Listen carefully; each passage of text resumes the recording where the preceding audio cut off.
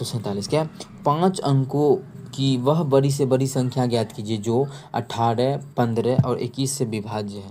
किससे? उसमें 18 से भी भाग लगना चाहिए पूरी, 15 से भी भाग लगना चाहिए और 21 से भी भाग लगना चाहिए सभी से।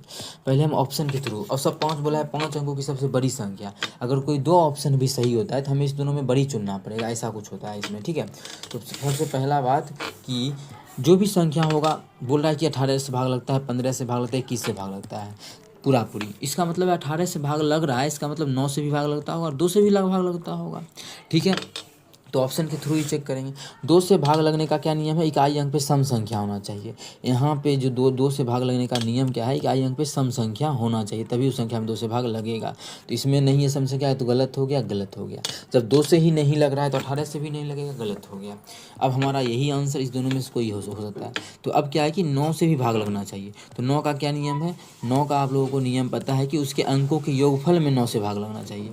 उसके अंकों के योगफल में 9 से भाग लगेगा तभी संख्या में 9 से भाग लगेगा। तो 5 9 9 खत्म, 5 4 9 इसमें लग रहा है, हो सकता है आंसर 9 9 5 4 9 ये भी हो सकता है। अभी हमारा दोनों हो गया, पहला भी और तीसरा भी। अब हम चेक कर लेते हैं 5 से भी, देखिए लास्ट में 0 है, दोनों से लग रहा है। अच्छा, अब 3 से भी हो गया। अब कर लेते हैं 7 या कि 7 से बचा है, 7 से कर लेते हैं चेक। तो 7 से फटाफट कर लेते हैं। 7 का 7 2 और 9 हो जाएगा। 7 2 9 7 चौक 28, 1 और 7 14 14 लग गया, लेकिन 50 बच गया। तो ये नहीं होगा। जब नहीं होगा तो एक ही मेरा आंसर होगा, ऑप्शन सी। आगे चेक ही नहीं करेंगे। अगर किसी को चेक करना है तो कर लेते हैं।